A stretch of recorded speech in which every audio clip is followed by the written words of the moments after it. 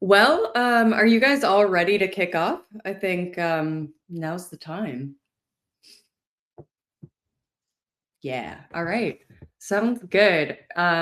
As I mentioned, we're recording this session, so welcome everyone who's joining live. If you're not joining live and listening later, also welcome here. But yeah, welcome everyone to Gaming Space. We also have two guests from the BGA network. We have Daniel Tamas, who's the CEO and co-founder of WAM, which is this really cool, fast-growing gaming platform powered by blockchain, as well as Leandro Becka, who's a co-founder at Olderfall, which is a free-to-play Web3 auto battler gladiatorial style game. And also just kind of learned that he's one of the current applicants of the LAMINA1 BGA grant. So welcome, guys. I wanted to kick off, if you could, with a just kind of a quick round of introductions from each of you. Like, just give us a brief overview of kind of who you are, what you're building, and your experience in the Web3 space so far.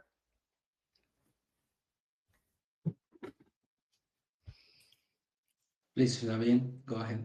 I was about to say otherwise. I was about to say members first, but I can do it for sure. Yeah. Yes.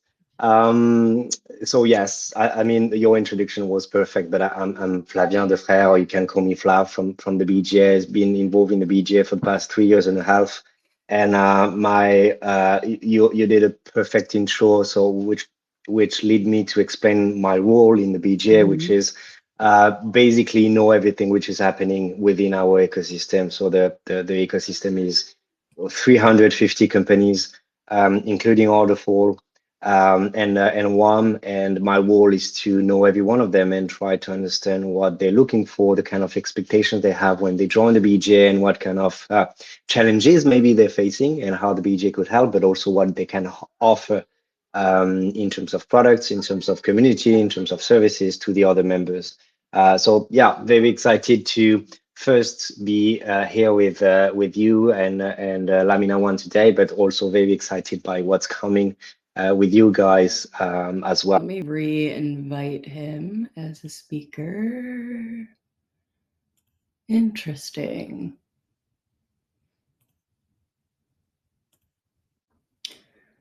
Let's see. I am trying to invite him. Is texting me, so I'm gonna reply on Telegram to him and try to do that. Yeah, I just approved him as a speaker again, so that should have worked. Daniel, yeah, it looks like you're on this as a speaker again. Yeah, finally I can hear Perfect. Yeah, I just wanted to ask, we're just doing a round of introductions. So basically, I mean, tell us who you are, what you're building, and your sort of experience in the Web3 space so far. Hi, everybody. Really good to connect. Excited to be here. It's warm. It's that time of the year when building gets done the most. I'm Danny. I'm the co-founder of WAM, and officially, I would say the main punching bag, but people drag me around because I say that. But it's kind of true in a project. And since 2019, when we started the crazy idea with building a new type of platform where people can play and have fun the way we see it. So it's not a better platform, it's a different platform. So we've been doing that since 2019. And since 2021, when we decided to embark on this new journey and this new experience of blockchain, we saw an even bigger opportunity. And that is to actually make a different platform where people can have fun via games. And now the games that we chose to actually have were simple games that you can play with friends. Dubai, token Dubai. And I don't know, Flavien, are we seeing each other in the next month? Maybe. Yeah, they're probably. I think we all aiming for that. Hopefully at Gamescom, but definitely at least I hope to see you in Buenos Aires, where here DEF CON at the end of the year. But yeah, it was fun. It was fun too. It's exactly the kind of things I like. The kind of first meeting I like to get, because we didn't know what to expect going to EVA, which is a gaming convention in Buenos Aires, and we knew nothing about the Argentinian ecosystem in gaming. And yeah, we were very much surprised by it and got the opportunity to meet wonderful people like Leandro and the team. And from then, every time we had the opportunity to bring them into our suitcases, we do it. So we're super happy. Awesome. Yeah, and I guess Leandro, like, what's your story with the BGA, and I mean, like, how? I mean, what's like? How did you guys meet on the kind of WAM? How we interact. I mean, it's amazing because at the end, as game developers, one sometimes can feel like isolated from the ecosystem in general. So Yeah. the BGA, of course, fulfills this amazing role or position of connecting dots at the end, right? There is a lot of platforms that want games. There is a lot of technology creators or software engineers or different kind of platforms that are needing or chains even that are needing projects to fill out the space. And then you have a lot, and believe me, a lot of honest and genuine developers that just don't know how to get there. Yeah. Or maybe they know how to get there, but in the Web 2 environment, not in the Web 3 one, which of course has a ton of different criteria that are different or variables that you need to understand properly. Mhm. So I think, of course, it's an ever That would be the answer, I guess. Yeah, that's the perfect lead in. I think one of the, like, now that we're kind of getting past intros and into the nitty gritty, I really wanted to ask all of you kind of like, what separates kind of like a successful Web3 game from one that doesn't quite land in 2025? Obviously, like, Web3 gaming is different than Web2 gaming. We were just, chatting about like how there are different considerations and stuff. So according to all of you guys, like, yeah, like what is different about building in the Web3 space versus the Web2 space? And what are some like really successful tactics that you guys have used or seen in the space? Danny, I can jump in. Yeah.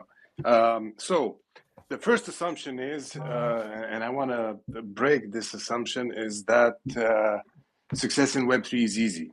And that even us were having success. No, we were building, and at times success finds us, and then we have to get back to work because it's success, it's a poor teacher, so you don't learn quite as much. I would say the main difference in concepts and in thinking, Web2 versus Web3, is the misconceptions that gems or coins in Web2 equivalent with tokens in Web3. And this usually breaks games and products in Web3 because it's a completely different beast and it's a completely different behavior from users that get to use the products, right? And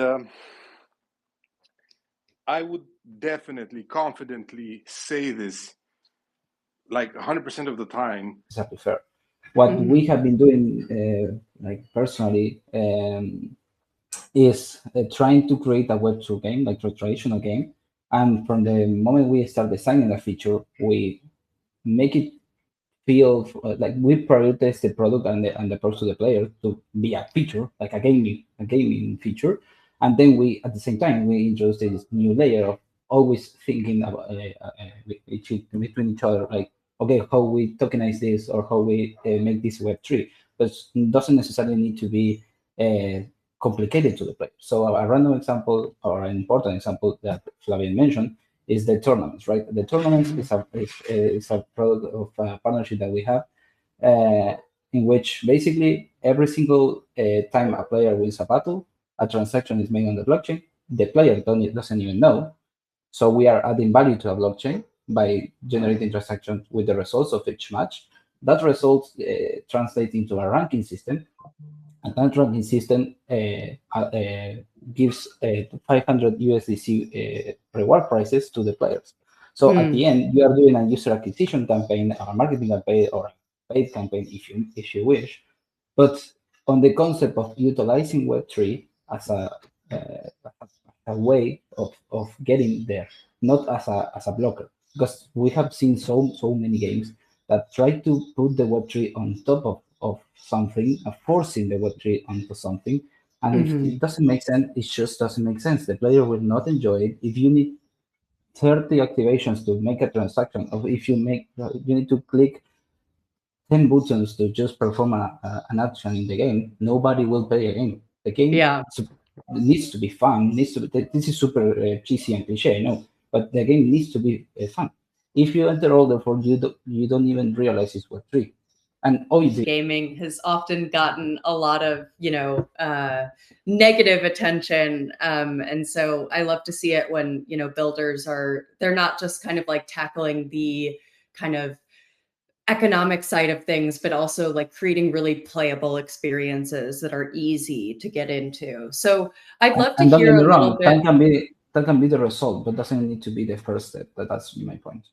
Totally. Yeah. I think it is interesting. Like there's kind of, sometimes there can be this tension between kind of like playability and profitability in Web3 game design. And like you guys have both kind of mentioned that, like, you kind of want like the playability and the idea to surprise folks, like, oh, like I made my first blockchain transaction, or I didn't even realize I was playing a Web3 game. But also, like, there are some really interesting dynamics within Web3 gaming that you can't really leverage in like a more traditional Web2 style thing. So I'd love to hear your guys' take on kind of like that tension between playability and profitability, and like the places where folks in this space can maybe lean into the Web3 aspect of gaming to create like really interesting things. Oh, Danny, this one is for you for sure. Well, there are some things that are very weird and bottoms up in Web3, and they're like this for some reason, and they're toxic, especially for gaming projects. And that is, most people assume that developers and creators do this for fun, and the community deserves like the complete upside of whatever is being launched. Usually this is a token, right? So when you talk about profits in terms of common sense in business world, everybody gets cringed up, and this is just because profitability. But I would say today, with stable coins and tokens, projects may experiment with a hybrid model. Okay, you have a marketplace, you have a token. Token is used to lower the fees, but the transaction is done, I don't know, in stable coins. Mm-hmm. Not the direct way you price an item in your token, and the token in the next 10 minutes goes down in value. Everybody's pissed, or on the contrary, goes up in value, and again, everybody's pissed. Mm-hmm. So in this respect, I would say, just to sum it up and pass the mic on, Web3, as we know today and as we move forward, enables new ways of passing on economic value from one person to the other with the help of technology, and in different ways that Web2 can only dream of.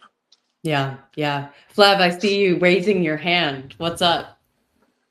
Yeah, no, I mean, I definitely agree with Danny. Definitely, I think especially I think Web3 gaming brought a new audience, which is the audience Danny was talking about, like the expectation of return. Definitely here, a little bit like the gambling type of users, although it's not gambling, and we really need the regulation to help us on that. And that's what makes things exciting. But for us, in my opinion, for a small part of the Web3 gaming ecosystem, and we shouldn't define Web3 gaming as such. But it is a part. Like, I was super excited to see that.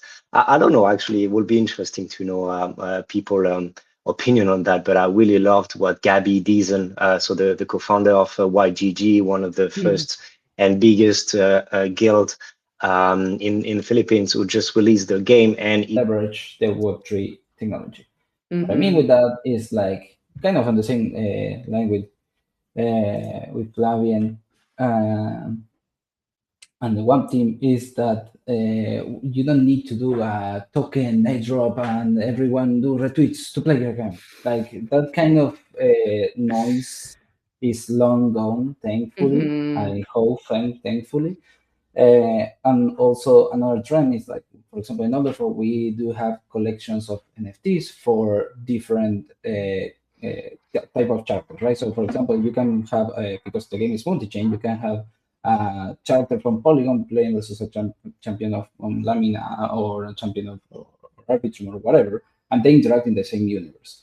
But the value of that is to have your characters on the blockchain. The value of that is to have ownership of the asset. But we don't make that ownership the core discourse, right? What that means is that we are not doing advertisement or making the discourse to be go and farm NFT collections for the sake of farming NFT collections. That doesn't add value. Like I don't think anyone is still. Sorry if that's the case for any of you guys, but it's just my personal opinion. I don't think any of us is farming monkeys or apes on Twitter anymore. That's long gone. And again, for gaming in particular, I think the idea is that yes, you can use NFT collections because they at the end are collections. Like you can have a collections on like the economies are like super interesting. There's a lot of ripe opportunities there for Web3 gaming that Web2 doesn't have. And then Leandro, you're definitely giving us more of the creator perspective. So I really love just kind of this discourse. Danny, do you have anything to kind of add to what Leandro just said? Can you just summarize the initial question so I make sure I don't blabber? Yeah, totally. I mean, let's reframe a little bit. So, I mean, from your perspective, like, how do you... in gaming, it's not going to replace traditional gaming, and it does not even have to. And this is where I come back to what I said earlier. We don't have to onboard 1 billion users, and this is the following reason. You have DEXs that have 3,000-4,000 users a month, or 2,000-4,000 users a day, which is a lot more. And you have billions of dollars, hundreds of millions of dollars in transaction volume that gets the fees. And that's a simple utility, right? And those DEXs are run by 3-4 people with a very lean infrastructure, and you can generate this amount of profits just for, again, facilitating the trade of digital assets. And the same thing goes for Web3 games. If the economy and the economy in the game or in the platform is done in such a way that there are no bottlenecks from the user in terms of perceived loss or win, then that economy gets unlocked and you get the holy grail of volume. And this is how I see things moving. And this is actually, we've been building for quite a while now. We're going to get to version 4 of WAM. So you can imagine we've tried quite a few things to learn these. Super interesting. Yeah, I think I want to move next and kind of the end of our conversation just around like the things that you guys think are necessary for folks to build. So I think, you know, part of pulling you guys on to this AMA was, you know, to talk about Web3 gaming, but also to kind of highlight like what are people building in the space and what do you guys feel like is really needed? So to rephrase the question, kind of 7 in our document, like what types of infrastructure or tooling or things like to support the creation of Web3 games do you guys feel are most needed to kind of support this next generation? I can try to start. I think what's for me personally, it wasn't the case 2 and 3 years ago. Like I was excited by the possibility of including blockchain as a technology to the game I loved. And when I thought about it, I was like, yes, for sure, I need ownership of my digital assets. Like, I mean, I spent so much time, and it still makes sense in my head. But that's not specifically what is the most exciting for now. By the DEX aggregator, basically on-chain tournaments for swapping, but in a cool way. So again, we got to see how many people are doing, how many DEXs. I mean, many DEXs, how they're doing things, and we said, okay, we can do it better in a very simpler UX. And now we're changing how we see things. So, as I said at the beginning, one of the differences between Web2 and Web3 is the possibilities that you have. And now with the gamified tournaments for aggregators, we're going to accrue value into the token directly from the fees that happen when you swap and trade and participate in tournaments. That means for the staking, the staking also gets part of these rewards. So you stake the token and you automatically get whatever token is being swapped. And this is transparent on chain. And now the community can actually get involved, because the more volume and the more people are having fun swapping tokens and just bashing each other with liquidity, the more value is accrued to stakers as well. So it's no longer like the team has to come up with tokens from the treasury and just pull their hairs apart to figure out, okay, how we are going to reward the community extra and not kill the token or just make it look like it's on chemo, right? Mm-hmm. Yeah, super interesting. Final question. And by the way, yeah, go ahead. Just 30 seconds. You said, okay, what developers need to build something. We did the following thing. In 2023, we held our first, and we didn't held the second so far, the first game jam. Because this is one of the activities that game developers are very familiar with. In Web2, you have a lot of game jams. You just get together, build some cool stuff. And we said, okay, Web3 needs a cool game jam. We held it on itch.io to make it. Been building in this space for a really long time. What advice would you give to builders and creators who are looking to enter in the space, get funding, and start to launch a project? I would say join the BGA first and foremost. Personally, I think obviously the opportunities on the Web3 ecosystem are much higher funding-wise than on Web2 because of the implications of dealing with blockchains needs. Of course, that there is no sugarcoating to that. That's just the reality. If you're a Web2 developer, you will have more struggles than a Web3 developer in the gaming ecosystem. That's just the way it is. But my approach and my suggestion will always be, if you trust in your vision and your product, keep building the game. Of course, there will be moments when you have higher moments of, commercially speaking, of dealing with or negotiating grants or with partners or with chains, etc. And there will moments like there will be lows and there will be highs, but you cannot depend your product on that. Like if your game depends on the grant, you are doing the wrong thing. I think you need to find a group, create a product, believe in that product. And I don't want to sound like cliche or hippie to say like the opportunities will arrive by themselves, because they will not. You need to work for them, of course. But at the end, if you are doing the right thing and if you're putting your energy into building the right product or the right core of the product, most likely than not, the chains and the platforms will pay attention to what you are doing, instead of just having a no game that doesn't exist, is not live, doesn't have a Q&A, is not being tested, but you are chasing a grant. Like if you chase a grant to start building, you are kind of in the wrong position. Totally. Yeah, Danny, Flav, yeah. What's your advice? The main thing is join BGA, and one of the reasons I'm saying this is BGA, and you haven't approached any, let's say, chain, and you have a bit of traction, and they all of a sudden want to support you. Usually, this is not the case. There's a lot of projects that chased what some business developer at a chain promised, and they got wrecked or really frustrated, and I'm one of them. Even if you had the product. And this is a story for late night drinks, not necessarily public, but this is the case. And usually when this happens, the team gets demotivated and pretty much makes it a lot harder to build something that you care about, that it is fun. And number 3 would be leverage existing technologies, because you don't have the cost to what's the purpose of funding? To have the necessary funds to survive until you go to market and start making money. Today, creating a good product requires like 5% of the cost that it required just a year and a half ago. Yeah. So from this respect, just create whatever you want to create and learn tokenomics. This is important when you try to be in Web3, because blockchain is technology plus economy combined, and you cannot ignore them. And if you do, you make assumptions that will eventually be a pain in the ass. Totally. Yeah.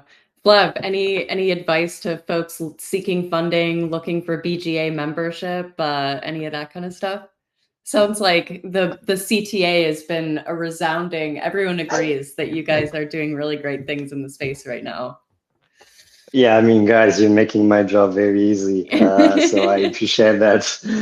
No, but I mean, yeah, for joining the BGA, I would say that I wouldn't say much more. I think it comes from the members first, and not specifically from me. But the only thing I would say is, you are building a business, and the best way to build a business is to make sure you are among a community of builders who see the value of sharing knowledge and values as well. And I think we have that in the BGA, and we try to have that, avoiding the FUD and everything, and have real conversation like today. And yeah, I mean, for game developers specifically chasing ground and everything, I think it's a good opportunity too, because there is an opportunity to have an impact into ecosystem like LAMINA1 based on the tech that you're developing. And I think like creators need you, and you need creators, and I think it's a perfect match. And it's all about how you can bring value to each other. So yeah, I think that might be the thing I could say. Yeah, personally, we're really excited to kind of be partnering and being able to tap into your network. I think, just to kind of close out a little bit, we have our big kind of spaces feature launching in the fall of 2025. And as I mentioned at the top of this, we're looking to onboard up to 100 projects between now and the end of the year with LO1 token grants. So there's a couple of ways that our builders can get involved. If you are a member of the BGA, or if you're interested in joining the BGA, they have like kind of a direct inroads to us. Like Flavien and I are going to be working super closely to select and feature sort of like grant opportunities from within that community. But we also do have anytime, folks who aren't members of the BGA or are interested in just submitting a project, you can go on to about.lamina1.com/ecosystem anytime. We have kind of our own form for the LAMINA1 community in general, where you can submit proposals, and we review those every week and are getting started with deploying some of those grants. I know there's several folks I see in the audience right now that we've already talked to about potential grant opportunities, and yeah, appreciate your guys' patience on the kind of deployment of those. But we're really gearing up. We've got some exciting news that we're about to drop around, our next fundraising round, and, the launch of spaces and everything. So this is kind of folding in as part of that. So yeah, I think in general, just, if you've got an idea or, need some LO1 tokens to build, just fill out a form, join the BGA. If you have any questions too, we've shared this email a lot, but ecosystem@lamina1.com. We're happy to kind of chat with you and share you guys any info. But yeah, anyway, thank you again so much to Flavien, Danny, and Leandro, and to everyone who tuned in. We'll be back next Friday with another AMA. Spoiler alert, it's going to be on the relaunch of questing on LAMINA1, which is another thing that, big thing in Web3, lots of questing and kind of, engagement and all of that stuff. So we're going to get that going as well. And yeah, we hope you'll just keep following us across X, Blue Sky, Discord, Telegram, more. And yeah, see you guys every Friday for more AMAs like this. Thank you all so much. This was super fun.